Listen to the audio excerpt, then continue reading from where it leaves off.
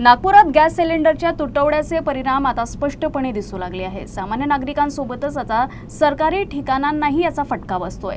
नागपूरच्या रवी भवनमध्ये gas cylinder संपल्यामुळे चक्क इंडक्शनवर स्वयंपाक करण्याची वेळ आली आहे, तर आमदार निवासातही गॅस सिलेंडरचा तुटवडा जाणवत असून यूसीएननं याचा आढावा घेतलाय।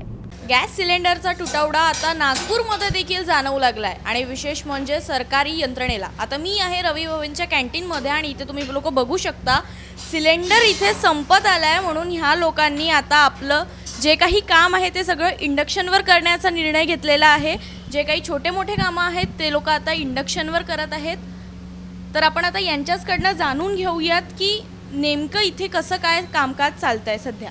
आता आम्ही याच्यावर हे करत आहे, गॅस तुटवड्यामुळे हे झालेलं आहे, त्यामुळे आम्ही इलेक्ट्रिकचा वापर करत आहे आता सध्याला। त्याच्यावर जरा आता पहिलं जरा लवकर होत होतं गॅसमुळे, आता याच्यामुळे थोडा उशीर लागते थोडा समजा बनवायला काय। सर इथे रोज किती लोक जेवतात साधारण? सध्याला तर 50-60 लोक जेवतात साधारण। हो, सिलेंडर संपल्यावर सगळ्यांचा स्वयंपाक याच्यावर करणं तरी शक्य नाहीये। मग नाही आहे, पण आम्ही हळूहळू प्रयत्न करत आहोत।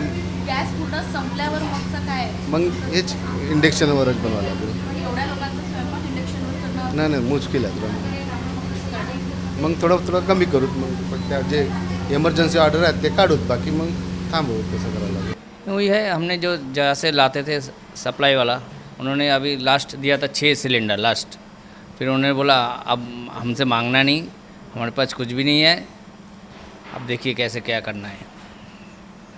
तो इतना बड़ा ये है।